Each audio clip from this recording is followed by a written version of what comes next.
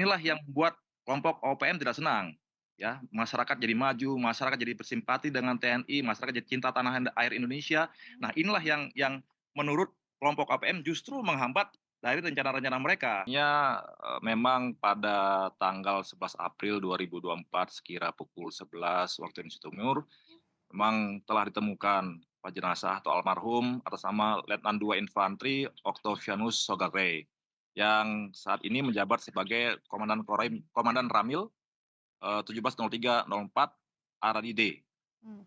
Paniai. Jadi, jenazah ditemukan di Jalan Trans Ena Rotali Aradide, Pasir Putih, Distrik Aradide.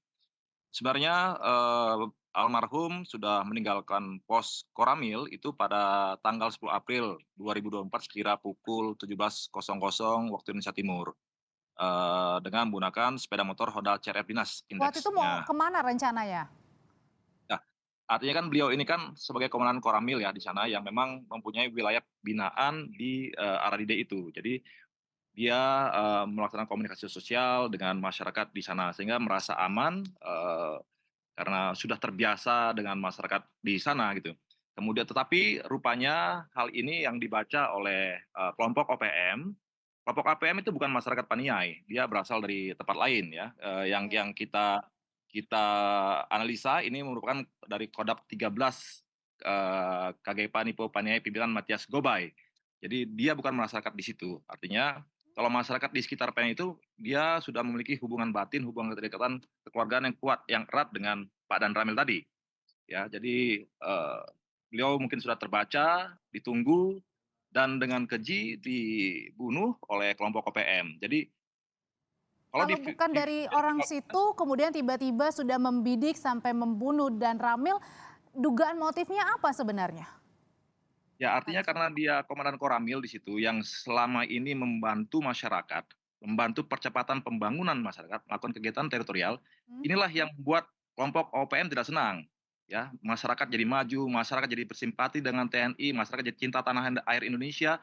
Nah, inilah yang menurut kelompok OPM justru menghambat dari rencana-rencana mereka, sehingga orang ini menurut mereka harus dimusnahkan. Nah, sehingga ketika kita lihat di video, dia sudah ditembak, jatuh, sudah tidak berdaya, masih dibacok lagi di kaki maupun di kepala. Nah, Dan ini tindakan kekejaman atau kekejian yang seharusnya tidak boleh diberlakukan. Secara hukum internasional juga secara hukum perang sudah memiliki aturan untuk, manusia yang tidak berdaya masih dianiaya seperti itu. Nah gitu. berarti Jadi kalau ada motif tadi tidak senang ya karena ada pembangunan di sana, yang dipimpin oleh, almarhum dan Ramil, berarti, ada yang menggerakkan. Pimpinannya siapa dari OPM ini? ya kalau kita lihat bahwa analisa dari Kodam 13, Matius Gobay dan itu, mereka itulah yang kira-kira, mengganggu, keamanan di wilayah itu, gitu ya.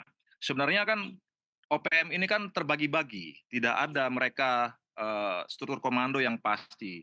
Seperti dibilang oleh Sambom dan sebagainya, Sambom pun tidak diakui oleh Kogoya misalnya. Kogoya tidak mau misalnya melepaskan Philip Martin, pilot yang sedang, saat ini ditawan oleh mereka gitu. Jadi tidak ada cerita bahwa mereka punya struktur organisasi yang jelas. Ini kan hanya menunjukkan eksistensi mereka saja bahwa saya bisa mengganggu kalian lah, saya mengganggu jangan sampai masyarakat cinta kepada Indonesia, gitu. Karena kan saat ini fokus dari program kita adalah bagaimana meningkatkan kesejahteraan masyarakat Papua. Mmm. Kita ada Impres nomor 9 tahun 2020 tentang, percepatan pembangunan Papua. TNI di situ sebagai bagian dari 43 kementerian dan lembaga yang terlibat dalam percepatan pembangunan Papua. Justru inilah yang, dianggap oleh OPM akan menghambat dari upaya-upaya mereka untuk memisahkan, Mmm. TNI dengan rakyat, untuk memisahkan antara masyarakat dengan untuk Oke. mencintai Indonesia. Kalau sampai dengan sekarang gimana proses pencarian para pelaku ini dan diduga ada berapa pelaku? Tadi kan, dari foto kalau tidak salah ada 4 pelaku ya, Pak Kadis? Ya, itu kan yang terlihat di video ya kita, saat ini masih, pasukan kita di lapangan masih mencari tahu berapa besar kekuatan mereka sebenarnya, kemudian, mereka berlari ke arah mana, secepatnya kita akan, tangkap mereka dan kita akan, proses hukum. Mmm. Kalau, tadi kan juga, Panglima TNI ya sudah bilang bahwa ada pengubahan, penyebutan ya biasanya kita kenal dengan KKB, kemudian ada OPM, sekarang semuanya namanya, OPM gitu. Sebenarnya, untuk apa ini pengubahannya? Supaya mempermudah apa?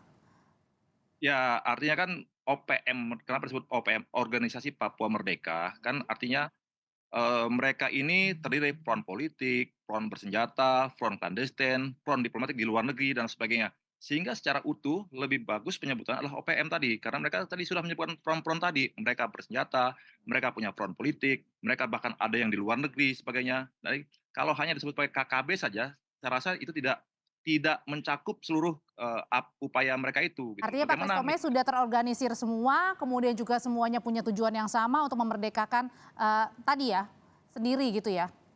betul, mereka kan berniat untuk memerdekakan diri, memisahkan diri dari Indonesia. Ya, Hmm. justru itulah organisasi Papua Merdeka, OPM.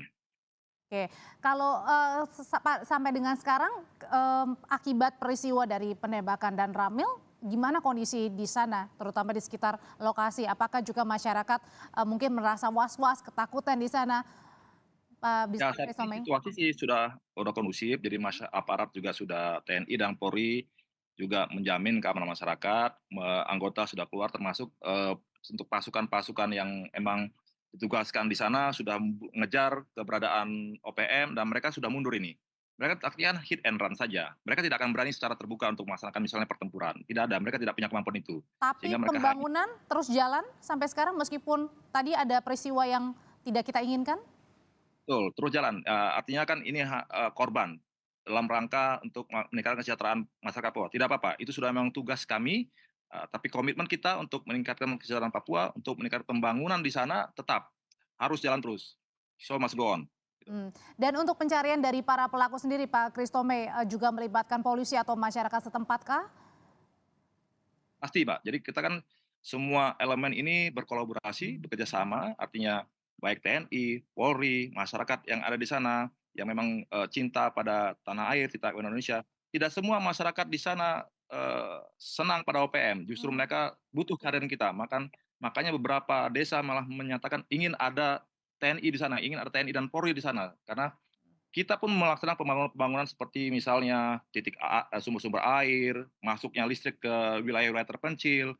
Saat ini kitalah yang melakukan itu, bukan OPM. Justru OPM yang ada di luar negeri, apa yang sudah mereka berikan kepada masyarakat Papua? Tidak ada. Justru kita, TNI Polri, justru pemerintah Indonesia saat ini yang berusaha meningkatkan kesejahteraan masyarakat Papua. Dan melalui peristiwa pembunuhan ini tetap pembangunan di sana berjalan terus ya Pak ya? Tetap harus, Mbak. Baik, terima kasih Kadis Penat TNI Angkatan Darat Brigjen Kristome Sianturi sudah berbagi pandangan di Kompas Petang. Saya selalu Download Tribun X sekarang, menghadirkan lokal menjadi Indonesia.